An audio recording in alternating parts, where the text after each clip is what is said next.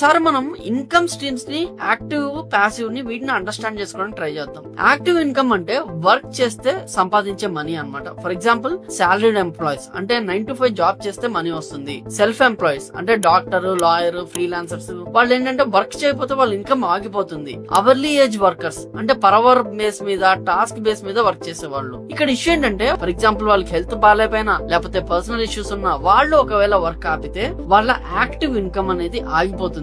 అదే passive income అంటే ఏంటి అనేది మీరు చూస్తే మీరు వర్క్ చేయకుండా కూడా మనీ రావడం అనమాట. సో అసలు what are the ways to and passive income కనుక మనం చూస్తే రెంటల్ ఇన్కమ్, ఇల్లు లేదా ఫ్లాట్ రెంట్ కి ఇచ్చేసి మనీ సంపాదించడం, స్టాక్ మార్కెట్ లో ఇన్వెస్ట్మెంట్, డివిడెండ్ స్టాక్స్ లో ఇన్వెస్ట్ చేయడం, mutual funds and index funds అంటే లాంగ్ టర్మ్ రిటర్న్స్ చూసుకోవడము, అఫిలియేట్ మార్కెటింగ్ ప్రొడక్ట్ ప్రమోట్ చేసి కమిషన్ ఎర్న్ చేయడము, online courses and digital products, ebooks, courses, templates అమ్మడము, యూట్యూబ్ అండ్ బ్లాగింగ్ ఈ మధ్య ఇదే ఫేమస్ అన్నమాట. కంటెంట్ క్రియేట్ చేసి మానిటైజ్ చేయడము, సబ్స్క్రిప్షన్ బేస్డ్ బిజినెస్ అంటే నెట్ఫ్లిక్స్, కోచింగ్, సాఫ్ట్వేర్ సర్వీసెస్ లాంటివి ఒక్కటి క్రియేట్ చేసి దాని ద్వారా మల్టిపుల్ ఇన్కమ్ సోర్స్ క్రియేట్ చేసుకోవడము. సో ఇవన్నీ కూడా మీకు ప్యాసివ్ ఇన్కమ్ కిందకి వస్తాయి అన్నమాట.